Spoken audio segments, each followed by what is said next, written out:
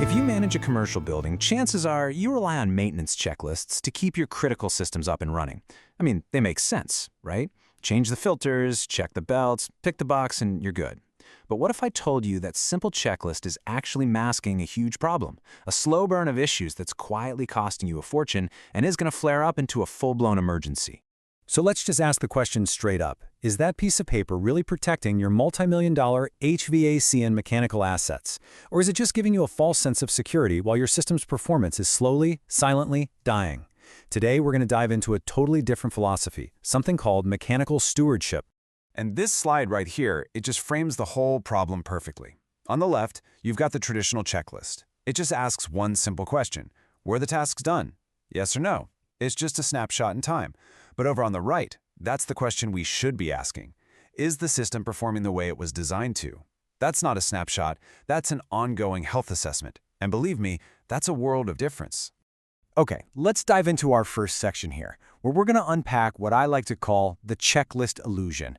All those hidden and really costly problems that build up right under the nose of a totally standard maintenance program. You know, a typical checklist is great at spotting something obvious, like a broken belt, but it will completely miss these kinds of issues. Things like a slightly dirty coil, or a sensor that's just a little bit out of calibration. Well, those don't cause an immediate shutdown. Instead, they act like a slow-burning fuse, silently degrading performance, stressing out all the other components, and just compounding over months or even years. So where does that slow burn lead? Well, it leads to some very real and very high costs. Let's take a look at the actual financial impact of just letting these little things fester. And here it is. This is the number that should make you sit up and pay attention. A single rooftop unit, with just a few of those minor issues we just talked about, can eat up 10 to 30% more energy. Now multiply that across every piece of equipment in your building. You're suddenly looking at a massive and totally unnecessary hit to your operating budget. But here's the crucial point.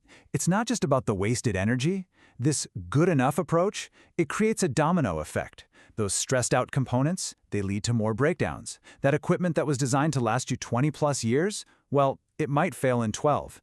And suddenly, instead of planning for a replacement on your terms, you're facing a chaotic, expensive emergency that just blows your capital budget to pieces. But what if there was a way to break out of that reactive cycle? What if you could actually shift from just fixing broken things to proactively managing the health of your assets? Well, that brings us to a much more powerful philosophy, mechanical stewardship. Think of it this way. A checklist is like asking, do you have a fever today? Stewardship is like having a complete wellness plan to manage your health for the long term. It's a total paradigm shift. You stop viewing your mechanical systems as things that just run until they break, and you start seeing them as critical, long-term investments that need continuous performance management. Now, this all sounds great in theory, but how does it actually work in the real world? Well, it's not just some vague idea. It's a really logical, three-phase plan that turns this whole philosophy into concrete action. Okay, so it all starts with phase 1, restore. I mean, you can't really maintain something that's already underperforming, right?